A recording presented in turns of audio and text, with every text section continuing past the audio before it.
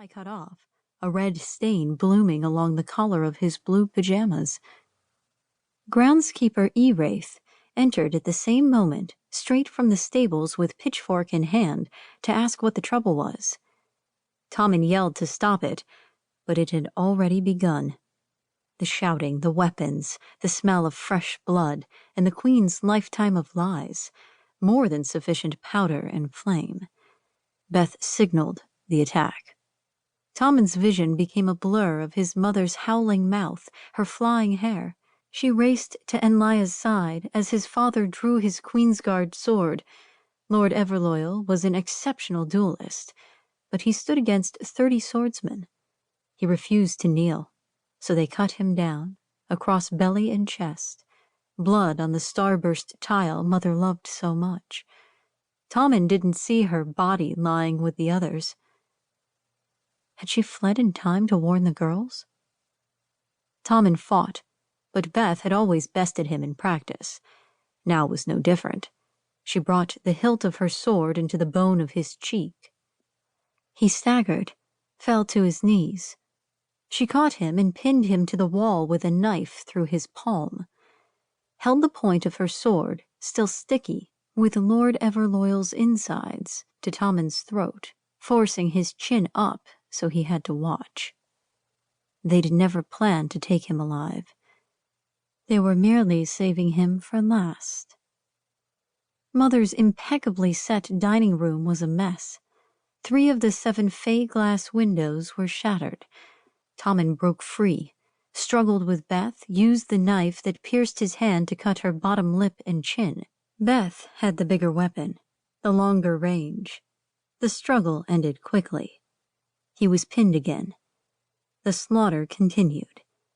All night there was weeping, begging. Servants spitted while Tommen was forced to bear witness. Iron-toed boots in his gut and iron-soled boots crushing his hands. Despite everything he knew, because of everything he knew, he didn't crack.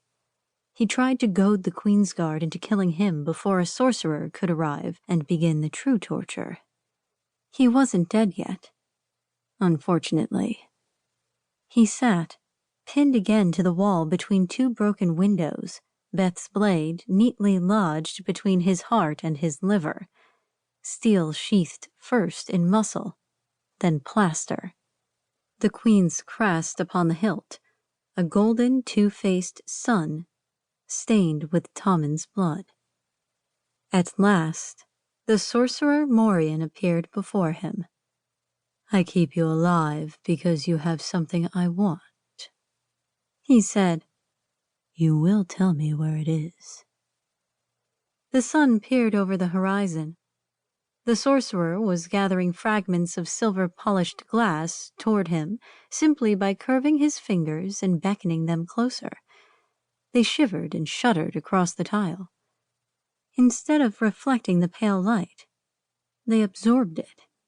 They showed Tommen 1,000 secrets he shouldn't have known, from the eyes of the men and women and children, his family, who had died that night. Their wishes, their bargains, their silenced dreams. Each let him know that he would risk this tragedy again if he were given the chance. Tommen could barely move, but he rolled his face away. The sorcerer wouldn't be the last thing he saw in this life. Cool, damp wind touched his cheek, kissed by the jagged lip of the windowsill. It stirred the hair on Enlaya's head. He lay by Tommen's side, otherwise unmoving, where it wasn't plastered to his scalp with blood. Tommen remembered his laugh, how the silly lad had begged to hold Father's Queensguard broadsword, though he didn't have the strength yet to lift it. Outside the window, in the trammeled grass of Mother's garden, Tommen thought he saw a Queensguard running, not toward the house, away from it, flinging his blade into one of Mother's rose bushes, peeling off layers of his uniform as if they burned his skin. Driven from the Queen's service by the horror of the Queen's service. Real or hallucinated, it was a sign. No matter who the Queen controlled,